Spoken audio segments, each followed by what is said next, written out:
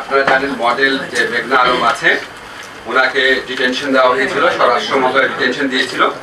তো এটা নিয়ে প্রচুর কন্ট্রোভার্সি তৈরি হয়েছে। আপনাদেরকে শুধু একটা জিনিস বলতে চাই, আমরা উচ্চ পর্যায়ে সরকার উচ্চ পর্যায়ে এটা নিয়ে আমরা মিটিং করেছি। আমরা এই ব্যাপারে যে বিভিন্ন মানবাধিকার প্রতিষ্ঠান এবং অন্য অনেকের বক্তব্য এই ব্যাপারে আমরা সচেতন আছি। আমরা শুধু এইটুকু আপনাদের বলতে পারি, ওনার ব্যাপারে মডেল মেঘনা আলমে ওনার ব্যাপারে কিছু তদন্ত পুলিশ করছে এবং ওনার বিরুদ্ধে কিছু অভিযোগ আছে, সুনির্দিষ্ট অভিযোগ আছে, কিন্তু ওনাকে যে প্রক্রিয়ায় গ্রেফতার করা হয়েছে স্পেশাল পাওয়ারস অ্যাক্ট সেটা সঠিক হয় নাই।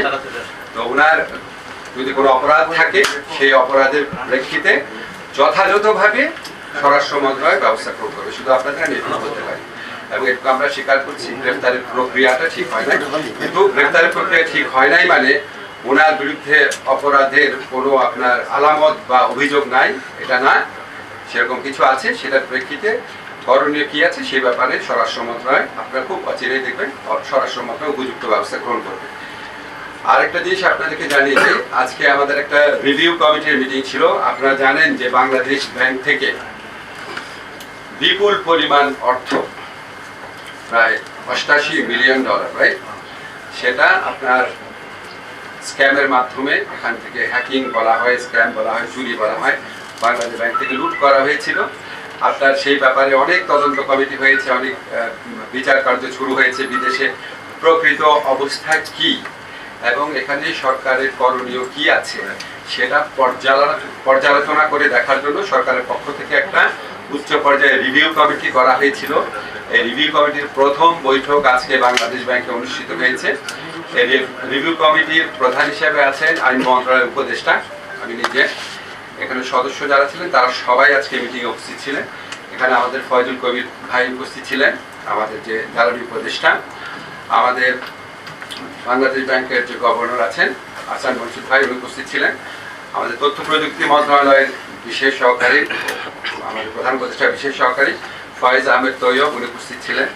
এছাড়া আমাদের যে আরও দুইজন বেসরকারি সদস্য আছেন, আলী আশফাক সাহেব এবং নজরুল হুদা সাহেব, ওনারা ব্যাংকার, ওনারা উপস্থিত ছিলেন। আজকে পূর্ণ কমিটির মিটিং হয়েছে। মিটিংয়ের মধ্যে দিয়ে আমরা কয়েকটা সিদ্ধান্ত নিয়েছি। সিদ্ধান্ত নেওয়ার আগে আপনাদের শুধু প্রেক্ষিতটা বলিনি, এটা আমার ব্যক্তিগত মন্তব্য। সেটা হচ্ছে এই বাংলাদেশ ব্যাংকে কিন্তু আসলে $2 বিলিয়ন এখান থেকে চুরি করার, লুট করার প্ল্যান ছিল। এটা আপনার শেষ পর্যন্ত করা গেছে $88 মিলিয়ন। তার মধ্যে $66 মিলিয়ন আমরা এখনো উদ্ধার করতে পারি নাই, বাকিটা উদ্ধার হয়েছে। এবং আমার কাছে মনে হয়েছে, আমি যতটুকু তদন্ত কমিটি রিভিউ কমিটির প্রধান হিসেবে যতটুকু করেছি, এটা আসলে পুরো বাংলাদেশকে লুট করার একটা প্ল্যান ছিল। আপনি চিন্তা করেন $2 বিলিয়ন যদি বাংলাদেশ ব্যাংক থেকে চলে যেত, আজকে আমরা বোধহয় দুর্ভিক্ষ বা প্রায় দুর্ভিক্ষ অবস্থায় পড়তাম। যাই হোক, এটা একটা অত্যন্ত গুরুতর এবং জঘন্য একটা ফিনান্সিয়াল ক্রাইম এবং বাংলাদেশ বিরোধী অনেক বড় ষড়যন্ত্র। কিন্তু এটার তদন্ত করতে গিয়ে তৎকালীন সরকারের আমলে সীমাহীন গাফলতি করা হয়েছে।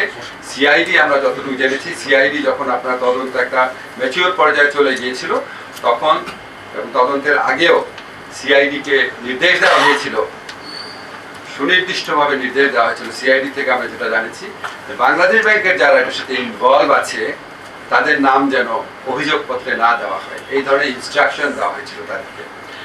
এবং আমরা এই বিষয়টা অবহিত হয়েছি, আজকে ওদের কাছ থেকে বক্তব্যটা শুনেছি। তারপরে আমরা ফরাসুদ্দিন সাহেবের যে একটা রিপোর্ট ছিল, একটা ভালো রিপোর্ট ছিল, সেই রিপোর্টের পর্যালোচনাটা শুনেছি এবং আমাদের কিছু কিছু সিদ্ধান্ত নিয়েছি। প্রক্রিয়াটা বলছি না, আপনাদের শুধু সিদ্ধান্তগুলো বলি। একটা আমরা সিদ্ধান্ত নিয়েছি যে বাকি টাকা উদ্ধারের জন্য আমাদের যে স্টেপগুলো নেওয়া হচ্ছে সেখানে গতিশীলতা আনার জন্য আমরা কাজ করব। আর হচ্ছে এই জিনিসটা যে বাংলাদেশের থেকে যারা এই অপরাধের সাথে জড়িত ছিল তাদেরকে বিচারের সম্মুখীন করার জন্য সিআইডির যে তদন্ত হয়েছে সেই তদন্তটা বিষয়ে পরবর্তী করণীয় আমরা ঠিক করব। এটা আমি এখন আপনাদের ডিসক্লোজ করছি না। তারপর হচ্ছে এই ধরনের অপরাধের পুনরাবৃত্তি রোধে আসলে কি বাংলাদেশ ব্যাংক পর্যাপ্ত ব্যবস্থা নিয়েছে, এটা নিয়ে অনেক প্রশ্ন রয়েছে। আমরা বাংলাদেশ ব্যাংকের কাছে জানতে চেয়েছি যে এটা পর্যাপ্ত ব্যবস্থা নিয়েছে নাকি। এবং আপনারা জানেন আমাদের এখানে অত্যন্ত অভিজ্ঞ একজন তথ্য প্রযুক্তি এক্সপার্ট আছেন, আমাদের প্রধান উপদেষ্টার যে তথ্য প্রযুক্তি বিষয়ক যে বিশেষ সহকারী ফয়েজ আহমেদ তৈয়ব, উনি এটা স্পেসিফিক্যালি এটা ডিল করে দেখবেন। উনি আমাদের এই রিভিউ কমিটির সদস্য সচিব হিসাবে ওনাকে আজকে আমরা মনোনীত করেছি। থার্ড হচ্ছে আমরা আরেকটা যে সিদ্ধান্ত নিয়েছি, সিআইডি রিপোর্টে প্রাথমিকভাবে যাদের নাম এসেছে, প্রাথমিকভাবে ফরাসুদ্দিন সাহেবের রিপোর্টে যাদের নাম এসেছে তাদের ব্যাপারে আসলে বাংলাদেশ ব্যাংক কী ব্যবস্থা নিয়েছে সেটা আমরা জানতে চেয়েছি, এবং ব্যবস্থা কি নিতে হবে সেটা বলেছি। সেটা আপনাদের এখানে আমি ডিসক্লোজ করতে চাচ্ছি না। আরেকটা হচ্ছে ওই সময় আপনারা জানেন কিছু লিগাল ফার্মকে কাজ দেওয়া হয়েছিল। যেই লিগাল ফার্মকে কাজ দেওয়া হয়েছিল সেই লিগাল ফার্মে সাথে গত সরকারের আমলে অত্যন্ত ঘনিষ্ঠ, অত্যন্ত সিনিয়র একজন আইনজীবী জড়িত ছিলেন, এবং এই কাজ দেওয়ার প্রক্রিয়াতে এই কয়েকদিন আগে $8 লক্ষ পে করা হয়েছে। এবং আমরা ওখানে শুনছি তাদের সাথে ইমেল আদান প্রদান করলেও তাদেরকে টাকা দিতে হয়। তো এই ফার্মটাকে কেন বাছাই করা হয়েছিল? এত টাকার বিনিময়ে এই ফার্মকে বাছাই করার পিছনে সরকারের ঘনিষ্ঠ আইনজীবীর কি রোল ছিল, সেখানে কোনো আর্থিক অনিয়ম হয়েছে কিনা, এবং এখানে কোনো অস্বাভাবিকতা আছে নাকি সেটা আমরা তদন্ত করে দেখব। সেটা আমরা তদন্ত করে দেখবো না, সেটা আমরা খতিয়ে দেখবো। এটা পূর্ণাঙ্গ তদন্ত কমিটির রিপোর্ট না। আরেকটা হচ্ছে আমরা একটা সিদ্ধান্ত নিয়েছি, আমরা যে সিআইডির যে তদন্তটা হয়েছে যেটা প্রায় ম্যাচিওর পর্যায়ে রয়েছে, এই তদন্ত বা এই তদন্তের প্রেক্ষিতে কোনো স্টেপস নিলে সেটা আমাদের নিউ ইয়র্কে যে বিচারটা হচ্ছে সেটার ক্ষেত্রে কোনো রকম ভূমিকা রাখতে পারে কিনা, বা এই দুটা প্রক্রিয়ার মধ্যে কি সম্পর্ক আছে, এক্ষেত্রে আইনগতভাবে এক্স্যাক্টলি আমাদের কি করণীয় সেটা পরীক্ষা করে দেখার জন্য আমরা ডক্টর কামাল হোসেনের যে ফার্ম আছে ওনার সাথে যোগাযোগ করবো, এবং ওনাদের পরামর্শের প্রেক্ষিতে আমরা ব্যবস্থা গ্রহণ করব।